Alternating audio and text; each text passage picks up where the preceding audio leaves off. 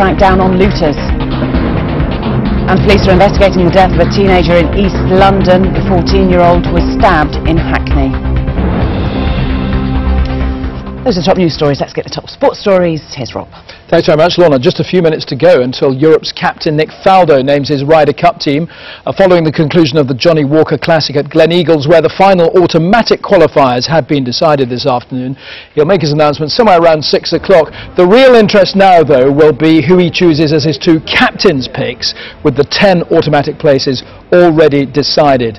Interestingly enough, Oliver Wilson has claimed the very last of those automatic places just this afternoon. His 7-under par finish at Gleneagles, good enough to make the side for Valhalla, and Justin Rose and Søren Hansen will also make their Ryder Cup debuts. We know who the 10 are now. I'll just run through them very quickly. Padraig Harrington, Sergio Garcia, Lee Westwood, Stenson Carlson, Angel Jimenez, Graham McDowell, and Justin Rose, Søren Hansen and Oliver Wilson confirmed as the final three to make up that 10. As I say, who will Nick Faldo announce as his picks? Well, joining me from Golf Punk magazine is Richard Lenton. Richard, it's fascinating now, isn't it? There's been so much talk about the list that he might have. Ian Poulter, people are saying he's already guaranteed him a place. Is Monty likely to show up this time? What do you think? It's a strange one, Rob. I think you can make a case for 5 players. I think you've got, as a rank outsider, you've got Kyle Pettersson, the young Swedish lad, who's been playing so well out in the United States. He had a win out there a fortnight ago.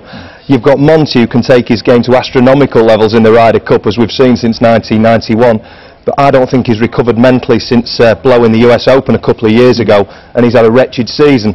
So basically we're looking at 2 players from 3. So I think Faldo always wanted to pick Ian Poulter, who he's got a great relationship with, and Paul Casey. He admires both players for going away to the States and trying to prove themselves over there. Then, of course, Darren Clarke's come into the mix a month ago by winning the Dutch Open, albeit against a slightly weakened field.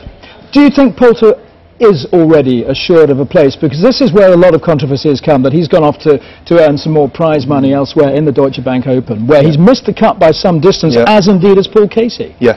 Well, Faldo speaks to those 2 players on a regular basis, and I was actually wandering around the practice range at the Open, and Faldo and Poulter are very close. I mean, Faldo walked over to Poulter, he was just flicking a few 6-irons and said, "Morning, darling," and Poulter says, "I'm all right, thanks, sweetheart, how are you?" So, I mean, they have got a very close relationship. And Casey is a street fighter, a fantastic match play player who can get on really hot streaks, and he's a superb player, and if he could hold a few putts he'd be winning some big events. What's the case for Monty, do you think? I mean, apart from the fact that he always does so well in Ryder Cups, the Americans are fearful of him, aren't they? But, you know, he's missed cut after cut and just doesn't look in form. Can you rely on him yet again to pull something out of the bag? Personally, no. I think, you know, you're looking at him as an elder statesman, but all players reach a certain sell-by date, and he has had an absolutely wretched season. If Faldo's going to have 4 rookies in there, so maybe the case for Pettersson is gone out the window. He won't want a 5th rookie. But Casey, very experienced Ryder Cup player, has only lost 1 match out of 10. He, of course, won a match with a hole-in-one at the last event, which was sensational.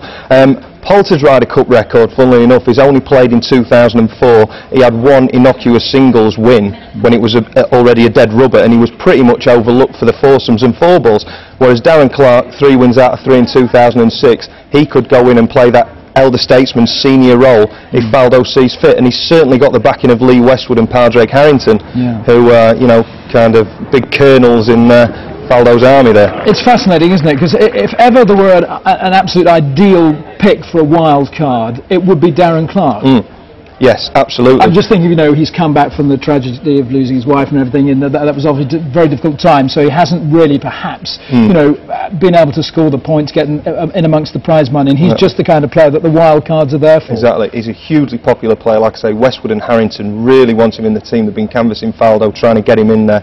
He had a win out in Asia earlier this year, his first for 5 years. He's followed that up by winning in Holland, and he's remodelled his swing with Ewan Murray, and it's really starting to pay dividends. Unfortunately, you know, I watched him 3-putt from 2 feet on Friday in the Johnny Walker, and you think sometimes Edward Scissorhands could putt better, you know. So it's a bit of a struggle.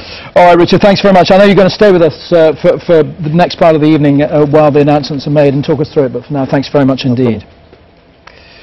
Now then, Rangers won the first Old Firm game of the season in Scotland to go top of the SPL table.